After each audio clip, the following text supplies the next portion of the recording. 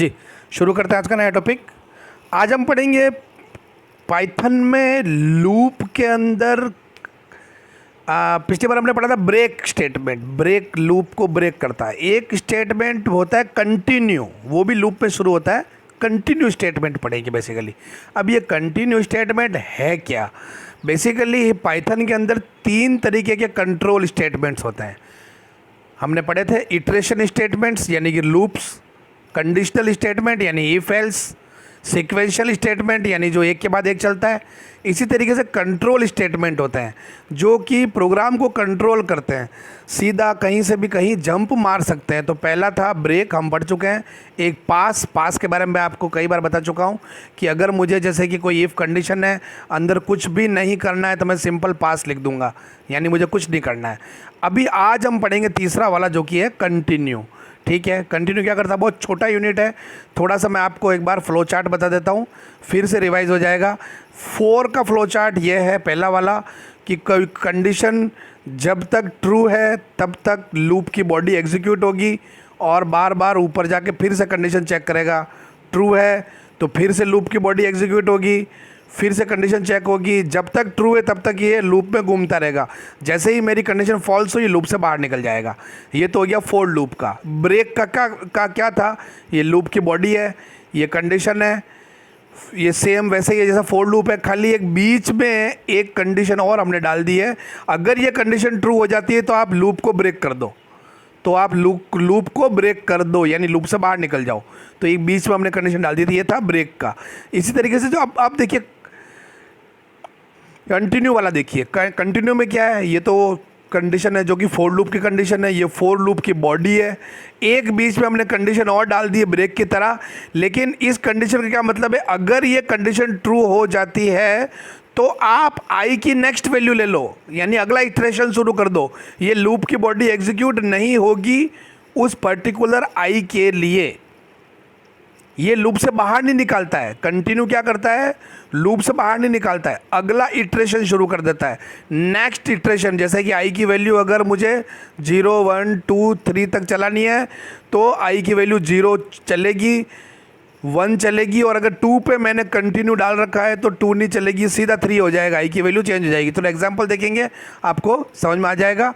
एक छोटा सा एग्जाम्पल देखते हैं हम लोग। ये फोर लूप लगाया, आई इन रेंज 9 यानी कि 0 से 8 तक ये लूप चलेगा। फिर अंदर चेक करता है इफ़ आई इक्वल टू 3 तो कंटिन्यू।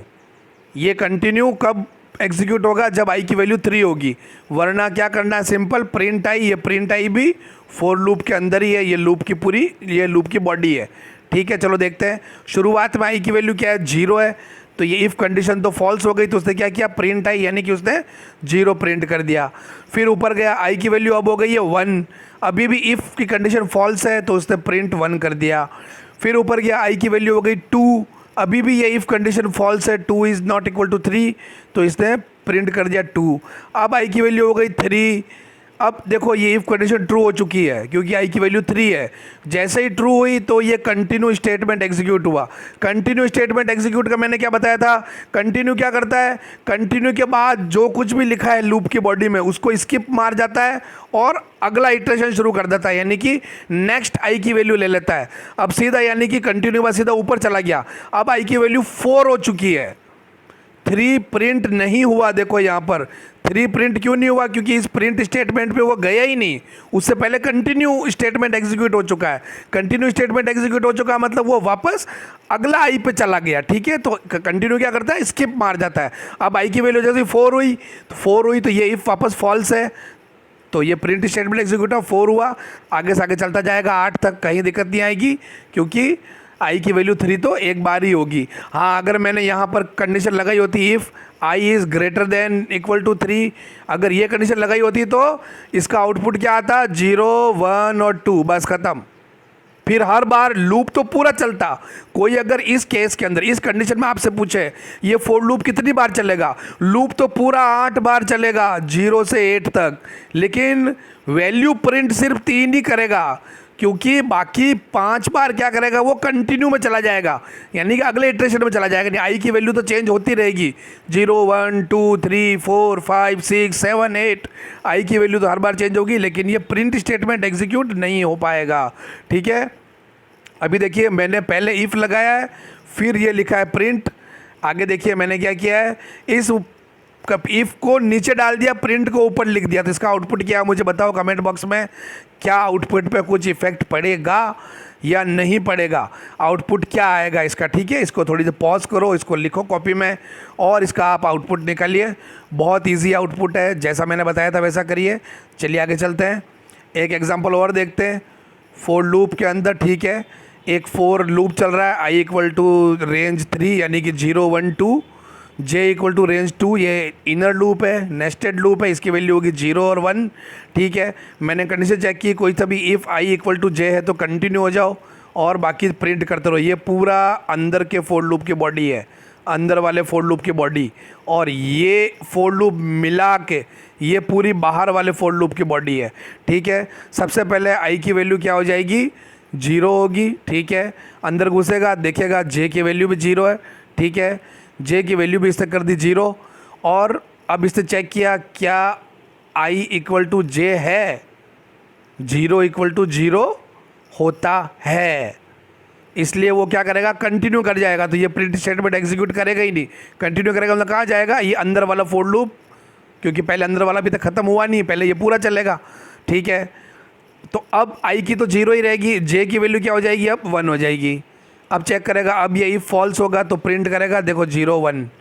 अगर ये इफ़ और कंटिन्यू वाली कंडीशन मैंने अगर नहीं डाली होती, ये दोनों कंडीशन नहीं डाली होती, तो आउटपुट देखो ये आता, पहले 0 0 होता प्रिंट, 0 0 क्यों होता प्रिंट, कैसा करता है ये, आई की वैल्यू 0, जे की 0, प्रिंट आई जे, 0 0 प्रिंट हो गया।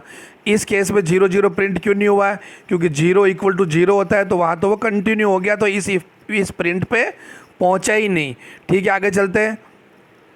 अब 0 1 हुआ प्रिंट, जब आई की वैल्यू 0 थी, जे की 1 थी। ठीक है, अब अंदर का लूप ख़त्म, वापस ऊपर गया, अब आई की वैल्यू हो चुकी है 1, आई की वैल्यू 1 हो गई है, जे वापस शुरू हुआ, जे की 0। ठीक है, दोनों प्रिंट हो जाएगी, दोनों इक्वल नहीं है। अगर ये इफ़ नहीं होता तो देखो 1 1 भी प्रिंट होता, दोनों इक्वल होने पर भी, लेकिन हमारे केस में देखो यहाँ पर 1 और 1 प्रिंट नहीं हुआ, क्योंकि वहाँ पर हमने कंटिन्यू कर दिया है। तो इस तरीके से इस एग्जांपल को भी आप देखिए, समझिए, इजी है, कंटिन्यू बहुत आसान है। ये ब्रेक और कंटिन्यू यूज़ होते हैं, काफ़ी जगह काम आते हैं। कंटिन्यू का आपको प्रैक्टिकल एग्जांपल में एक आपको बताता हूँ। मैंने यूज़र का मोबाइल नंबर ले रखा है, मुझे उसको मोबाइल पर मैसेज भेजना है। ठीक है, मैंने एक फोर लूप चला दिया, फोर लूप स्टार्ट किया है, उसके अंदर मैं एक एक मोबाइल नंबर उठाता हूँ आई के अंदर। पहला मोबाइल मैंने उठाया, उसको मैसेज भेज दिया, दूसरा मोबाइल उठाया, उसको मैसेज भेज दिया, तीसरा मोबाइल उठाया, मैंने देखा उसका तो मोबाइल उसने एंटर ही नहीं किया है, मोबाइल नंबर खाली है, तो मैं उसको क्यों मैसेज भेजूँ, तो मैं यहाँ उसको कंटिन्यू कर दूँगा। ये एसएमएस का कोड है, ये एसएमएस का कोड है। एसएमएस के कोड से ऊपर मैं कंटिन्यू लिख दूंगा कंडीशन डाल के कि अगर मोबाइल नंबर एम्प्टी है तो आप कंटिन्यू कर दो। कंटिन्यू कर दो यानी कि अगला आई उठा लो, यानी अगला मोबाइल नंबर उठा लो। अगला मोबाइल नंबर उठाया, उसको वापस चेक किया क्या वो एम्प्टी है, अगर एम्प्टी है तो उसको भी कंटिन्यू कर दो, अगर एम्प्टी नहीं है तो एसएमएस भेज दो। तो इस तरीके से दोनों बहुत यूज़ होते हैं। हम आगे मिलेंगे फिर से अगली क्लास में। आज के लिए इतना ही, बाय।